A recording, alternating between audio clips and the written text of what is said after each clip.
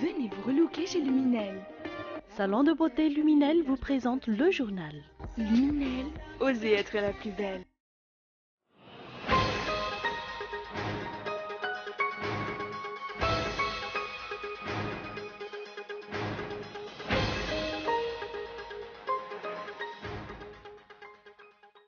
Adjan Harvel est reconduit au poste de président national du parti Malagas Meramieng à l'issue de l'élection des nouveaux membres du bureau national du parti qui s'est tenue aujourd'hui lors du congrès statutaire du MMM.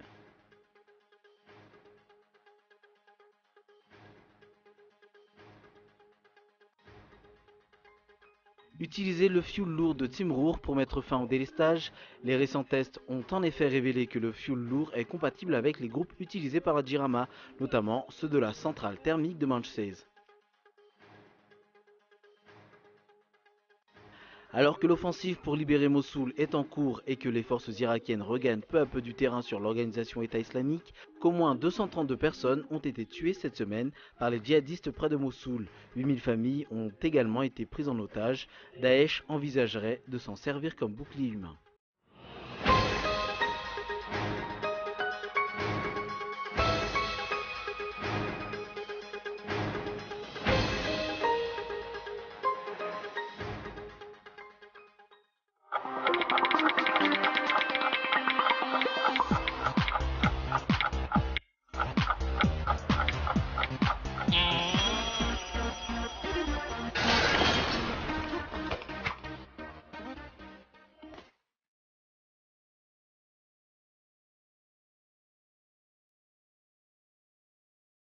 Venez vous relooker chez Luminel.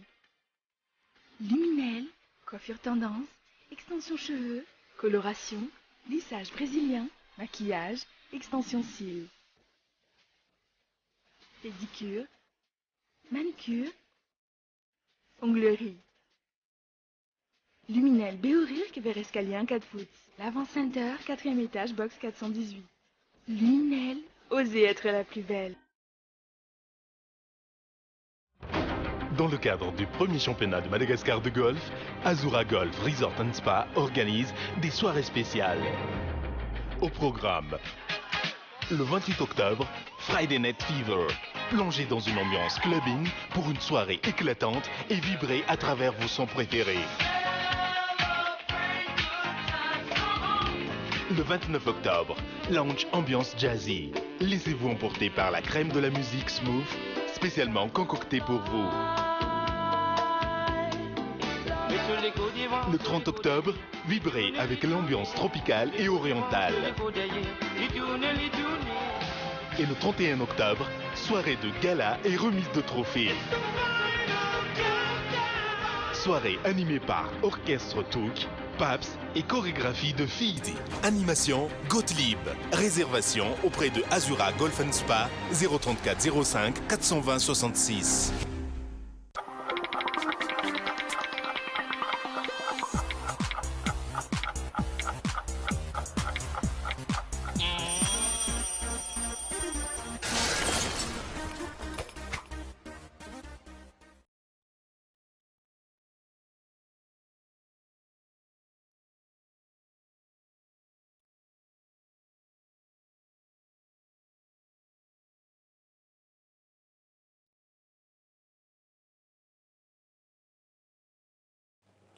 Madame, Monsieur, bonsoir, bienvenue dans cette nouvelle édition du journal en version française en ce vendredi soir.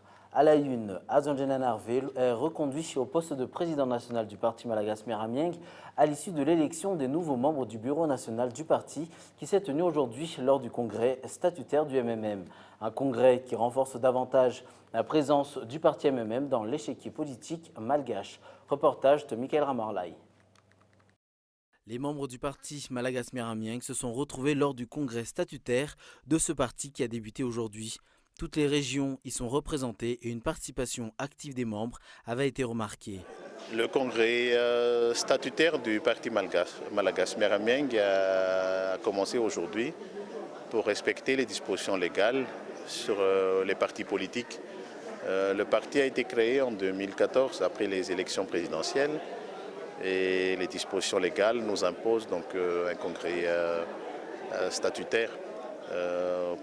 Pour le moment, c'est un réel succès parce que toutes les régions de Madagascar sont représentées, ont envoyé leurs délégations et qu'il y a une participation dynamique et active de toutes les délégations. Nous espérons que ce sera un nouveau départ pour le parti, mais surtout un renforcement de sa présence dans l'échiquier politique malgache. Tous les participants se sont penchés sur l'avenir du parti. Ainsi, les débats étaient animés lors de l'examen du statut du parti MMM. Ils ont également émis des suggestions concernant la vision du parti et la structure de ce dernier, tant au niveau central que dans les régions. Ce parti, rappelons-le, prône depuis sa création le développement à partir de la base, la mise en place d'une décentralisation effective, le respect de la démocratie et de l'état de droit. Les nouveaux membres du bureau national du parti ont été élus lors de ce congrès. Ainsi, Adjanjenen Arvil demeure le président national du MMM, Fiene Richard est le secrétaire général du parti, Hermine Raliarsou est quant à elle a été élue au poste de secrétaire générale adjointe. Les 22 régions sont également représentées dans le nouveau bureau national. Soumaman et Apanjan, même combat. En effet, les habitants du Fuktan d'Apanjan, dans la commune d'Ambatsu, dans le district de Bealanan, protestent aussi contre l'exploitation de bauxite effectuée par des Chinois dans cette localité. Ces derniers n'ont présenté ni permis d'exploiter ni d'autorisation. Reportage de Gaëtan Indiatslav. Le problème de Soumaman n'est pas un cas isolé. Les habitants du Fuktan d'Apanjan à Bealanan se plaignent également face à l'exploitation minière effectuée par des Chinois dans cette localité. Des étrangers s'intéressent notamment à l'exploitation de la bauxite. Les habitants craignent que cela ne représente un danger aussi bien pour l'environnement et également pour l'avenir de leurs descendants.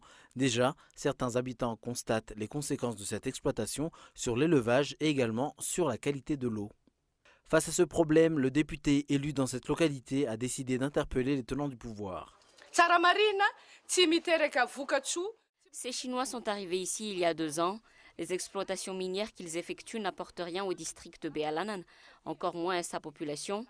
Les habitants se plaignent. Ils ont effectué de nombreux forages, mais personne ne sait ce qu'ils recherchent réellement.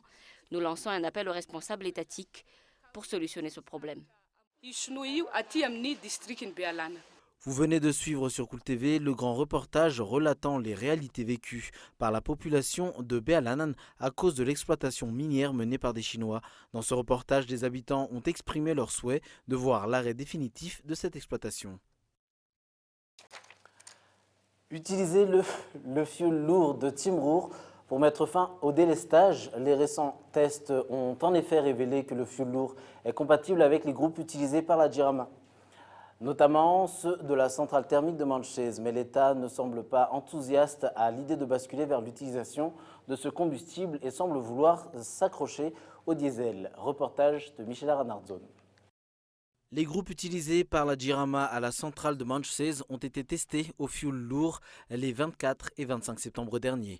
Ainsi, le HF0380 avait été mélangé avec du gasoil à 20%. Selon la société qui produit ce combustible, le fioul lourd de Timrour est compatible avec les générateurs de la Jirama. La centrale de la Jirama à Manchese dispose de groupes compatibles avec le fioul lourd de Timrour. Les tests effectués au mois de septembre ont été concluants. Ainsi, la Jirama peut désormais utiliser le HFO 780 ou le HFO 700. Ainsi, si 100 000 litres de fioul lourd avaient été utilisés pour faire tourner la centrale de Manchese pendant 2 jours, environ 1 500 000 litres sont nécessaires pendant un mois. 160 000 barils de fioul lourd sont actuellement disponibles pour alimenter la Jirama. Symbion Power avait communiqué que les tests étaient concluants. Madagascar Oil s'apprête ainsi à commercialiser sur le territoire national l'huile lourde qu'elle produit. D'ailleurs, le décret y afférent est sorti mercredi dernier.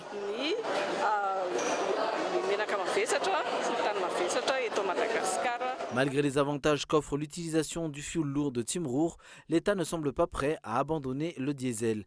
L'achat de carburant représente pourtant une grande partie des dépenses de la Jirama. Si ces charges baissent, cette société peut sûrement réduire, voire enrayer le délestage et par la même occasion améliorer ses services. La logistique pétrolière se dote d'un nouveau bateau. La cérémonie relative à sa réception était prévue se tenir ce jour. Seulement, elle avait été reportée étant donné que le chef de l'État a insisté pour venir y assister. Comme les inaugurations au nom de l'État se font rares ces derniers temps, le chef de l'État saisit toutes les occasions pour se montrer en public. Tout cela pour dire que le gouvernement travaille, mais l'opinion ne se laissera pas berner. Et d'ailleurs, elle attend toujours du chef de l'État la concrétisation de toutes ses promesses électorales. Les explications.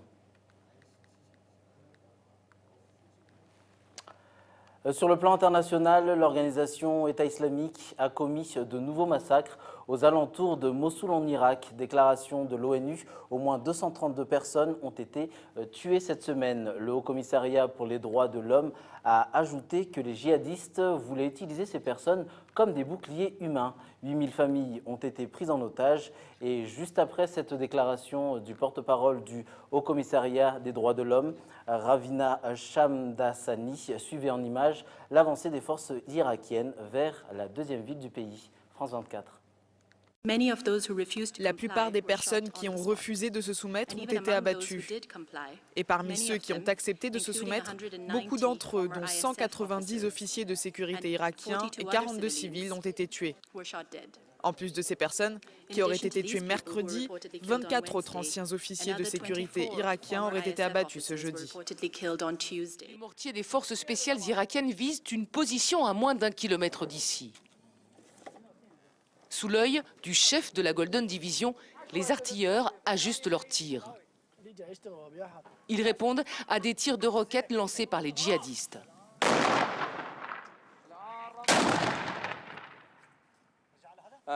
Quand on a réussi à localiser d'où venait cette attaque, on a commencé à utiliser les mortiers pour neutraliser cette poche de résistance. Nous sommes dans le faubourg de Brazouaya, à moins de 5 km à l'est de Mossoul. La veille, l'unité antiterroriste a réussi à reprendre ce village après 4 heures d'intenses combats. Pas mal de djihadistes ont pris la fuite par les tunnels, mais la poche de résistance inquiète le major. Je vais devoir engager l'artillerie lourde et préparer des tirs de canon. Bien reçu, monsieur. Je vous envoie les coordonnées pour la nouvelle cible. Le major Salam prépare aussi la prochaine bataille, avec toujours le souci de protéger les civils. Hier, nous avons libéré près de 500 personnes prises au piège du groupe État islamique. La guerre se mène avec le commandement à Bagdad, mais aussi avec des hommes de l'ombre, comme ceux français des forces spéciales, que le major nous interdit de filmer. Ce village de Mouaskar Jenin est tombé aux mains de Daesh en juin 2014. Les hommes en noir savaient sur la foi de renseignements qu'ils allaient trouver là un camp militaire de djihadistes. Mais ils n'imaginaient pas découvrir un char totalement encastré dans une maison pour échapper aux frappes aériennes. Un char syrien récupéré par Daesh qui là encore signale sa présence. Un blindé en parfait état de marche. Un peu plus loin, l'unité antiterroriste découvre un étrange poste de commandement. Comme souvent, les militaires irakiens prennent la pause pour une photo souvenir.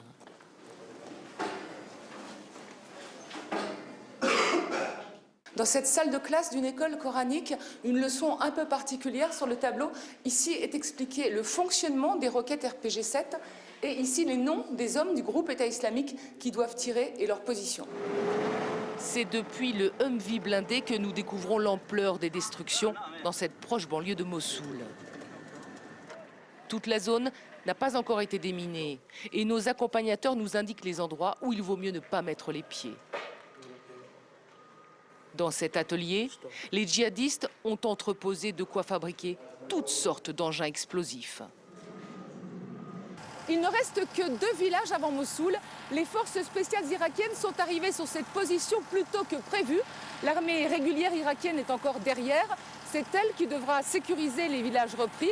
Quant au major Salam, eh bien, il attend l'ordre de poursuivre son offensive sur Mossoul.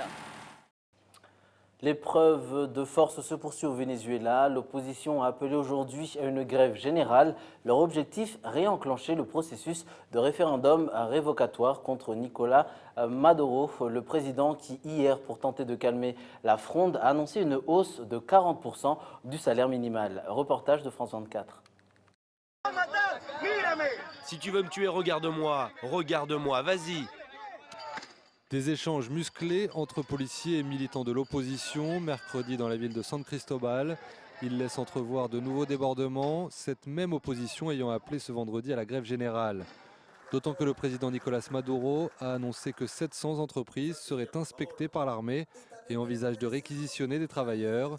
S'il mise sur la force, le chef de l'État veut aussi gagner les esprits en offrant un cadeau de dernière minute aux travailleurs les plus modestes. Pour surveiller, protéger le salaire des travailleurs,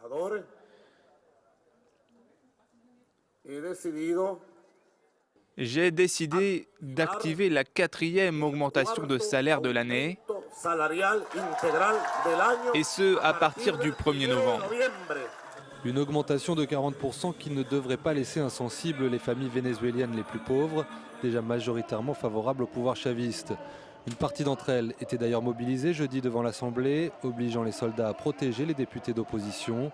Mais le passage du salaire minimum d'environ 140 à 200 $ ne permettra pas au président Maduro de redresser l'économie de son pays, alors que le FMI prévoit une inflation atteignant 475% cette année.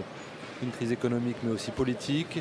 Le processus de référendum en vue de révoquer Nicolás Maduro a été suspendu la semaine dernière. L'opposition ne décolère pas et renvoie au président ses accusations de coup de force. Ils disent qu'ils ont le contrôle total des forces armées, bolivariennes, révolutionnaires, chavistes, maduristes, etc., etc. Et soudain, il y aurait un coup d'État. Mais monsieur, quel coup d'État, si vous avez les soldats?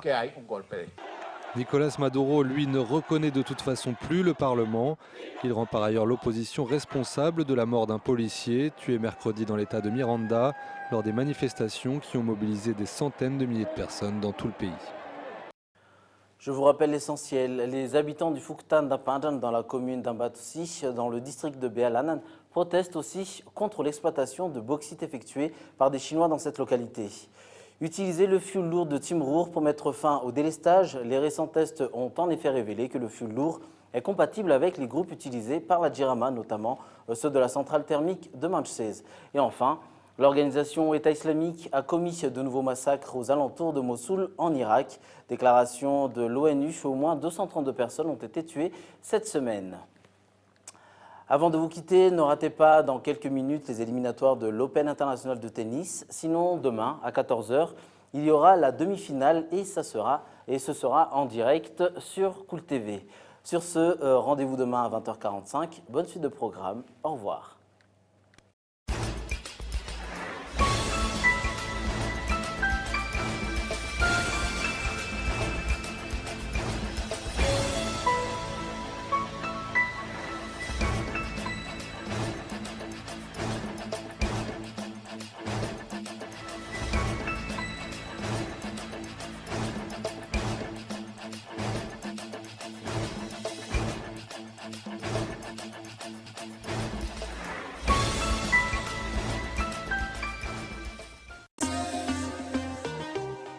Venez vous relooker chez Luminel. Le journal vous a été présenté par Salon de beauté Luminel. Luminel, osez être la plus belle.